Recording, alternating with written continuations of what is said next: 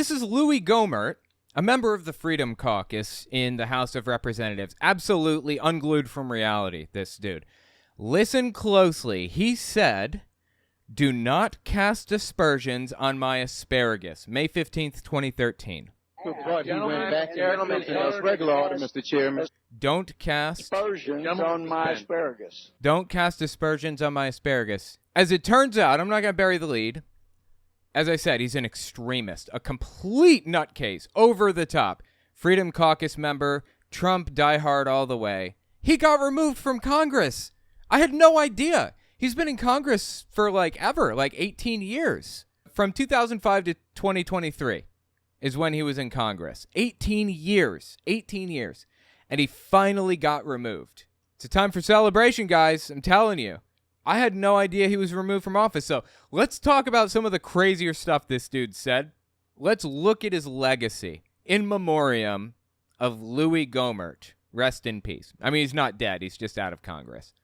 This is one of his more famous moments right here. Actually, I have a TikTok, and I showed this video on TikTok forever ago, and it went semi-viral. I think it got a couple 100,000 views or something like that. Mid-May 2022, Gohmert and Marjorie Taylor Greene show up to the D.C. jail where the January 6th defendants are being held, and they say this. Check it out. To match them. We have been denied the ability to go back and have a tour. We've been denied even a phone call and an answer back. So that's why we're here today at her office to say you need to give us a visit. You owe this to all of the people that we represent across the country. And then this city needs cleaned up. There's homeless people all over the city. Crime is out of control, and it has a jail that is... Okay, so Marjorie Taylor Greene showed up at a jail to complain about Washington, D.C. being dirty. Go on. That is clearly a dangerous place for people to be because they're dying last week, and then these pretrial January 6th defendants have been held months on end, being abused as political prisoners of war. Political prisoners of war. That's a relevant thing for a member of Congress to say. If January 6th defendants are prisoners of war, if she views them as prisoners of war, then she believes that she's at war, right? She believes that the January 6th people are at war with the U.S. government. So I guess she wants them to have all of the rights of a prisoner of war according to the Geneva Conventions, presumably. And that means that as a sitting member of Congress, she's committing treason by giving aid or comfort to the enemies of the United States, the declared enemies of the U.S. A sitting member of Congress shows up to support insurrectionists against the U.S. government, calls them prisoners of war, and demands they're freed. Seriously. And Louie Gohmert standing right next to her the entire time. I am so glad this dude is out of office. It took 18 years longer than it should have. Should have never been there. By not only federal judges, prosecutors of the Department of Justice, but also the D.C. jail where Kathleen Landerkin is probably still the deputy warden, and she says herself how much she hates Republicans, hates Trump, and hates the people that are... Dude, I don't even know if any of this is true. She could be completely fabricating all of this for all I know. Just look it up. Fact check everything. These people seriously need help. But you know what? That's not my problem anymore for Louie Gohmert. I'm comfortable talking about him despite the fact that he's out of a position of power, out of office, because he's a reflection of the extreme beliefs that are so pervasive in U.S. society today. But at least I'm comforted knowing he can't hurt us anymore. He's done. He's out. So there is that. A little bit of a shining light in a sea of darkness. Some good news. Quick interjection. I won't take long. I just wanted to tell you guys, YouTube's algorithm operates off of a few factors. Watch time, whether or not you subscribe, and whether or not you like something. So if you really want to help my channel, I would appreciate it if you guys watch the video to the end. If you don't watch it to the end, just watch a little bit longer than you would have otherwise. I would appreciate that very much. All right, let's get back to the video. Marjorie Taylor Greene and Gohmert have been running this grift for years. If you're looking at the screen, I'm circling Gohmert right now. He is on the right. If you're not listening, just trust me when I say I'm circling Gohmert with my mouse. Gohmert's on the right. Marjorie Taylor Greene's talking to the press. They both showed up to the D.C. jail. Again, July 29th, 2021. I guess this is their first appearance because the other one was 2022. This is 6 months after the insurrection took place, or 7 months. Listen to what they had to say. 7 months after an insurrection, and they're defending these people. It's just a moment ago. They told us that we were trespassing, but when I went to the Oh, look, it's Matt Gaetz, too, and Paul Gosar. I didn't recognize them before with their masks on. Really? detention center in California, ICE and U.S. Marshals were wonderful. They gave us a full tour, and it was a beautiful, clean facility. And I thought, wow, America is the most generous country in the world. It's so weird to see such a fervent anti-masker wearing a mask, right? Like a normal one, too. It doesn't even say some stupid thing like censored or Trump won or some other inflammatory, pointless remark.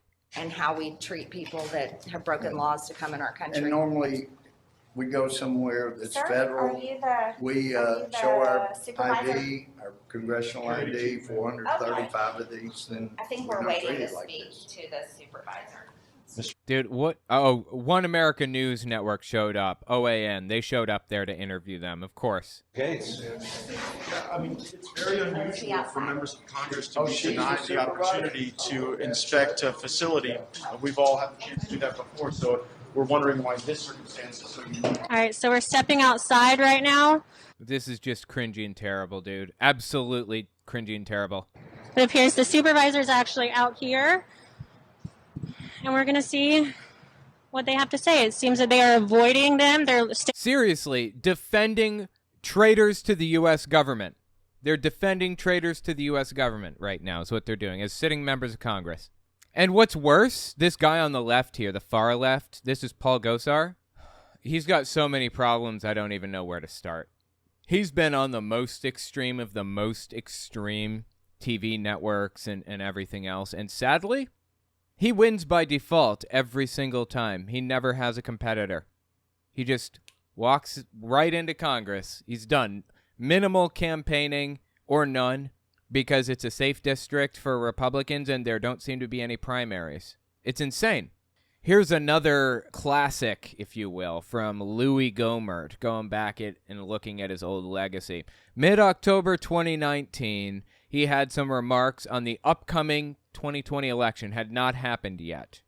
If the election in 2020 goes the wrong way, we're done. We'll keep fighting. You know, people have said, yeah, you'd been one of the last ones at the Alamo, probably. But you'll be one of the last ones at the Alamo, probably. What that means, veiled language. There was a battle at the Alamo, and it came down to the last man, practically. I think it was a war between the United States and Mexico. Is that right? Is that where like the Battle of the Alamo took place? Anyways, he's saying that he wants to fight a war against the U.S. government in a veiled way. 2 weeks before an election or so. And he says that stuff. I'm so glad this dude is gone. it's a cause worth fighting for. Now, if hate crime legislation is not changed, I said it back when it was being brought up. If this passes, someday it'll be used to prosecute Christian ministers for reading from the Bible. Okay, I don't know what hate crime legislation there was at the time, but who the hell votes against hate crime legislation? Really? Let me see if I can find out what this hate crime legislation was. 2019 federal hate crime bill. Yeah, this is March 7th, 2019. Well, I'm not sure which hate crime bill he's talking about, but I will tell you this. There's never, to my knowledge, ever been an unreasonable hate crime bill proposed in Congress before. Never. I don't ever remember a time when that happened. And Louie Gohmert over here is coming up with an excuse to vote against hate crime bills. Seriously, who votes against hate crime bills? You ever sit there and think to yourself, am I the baddie? Am I the one that's wrong here? Am I the bad guy? Am I like the Nazi if we were in 1942? Has that ever, like, knocked around his head before at all? And on top of all that, he thinks a hate crime bill is going to be used to prevent Christians from reading the Bible? What? Not changed. I said it back when it was being brought up. If this passes, someday it'll be used to prosecute Christian ministers for reading from the Bible. How would a hate crime bill be used to prosecute ministers from reading from the Bible? What? And they thought I was talking about homosexuality. I didn't want to give them any ideas, but what I had in my mind back then was someday they're going to come after Christians for saying, Jesus said, I'm the way, the truth, and the life. No one goes to the Father but by me. That's hateful. That's mean-spirited. Give me a break. This dude is unglued from reality. My God. I'm so glad that this guy is no longer in Congress. FRC action, huh? Let's see. Where is that? Is that what I think it is? Please tell me that's what I think it is. Is this a Family Research Council? I think it is. Yep, it is. It's the Family Research Council. He's got the frcaction.org like website listed on his little lectern here. You know what's special about Family Research Council? Josh Duggar, of all people, worked there for a while.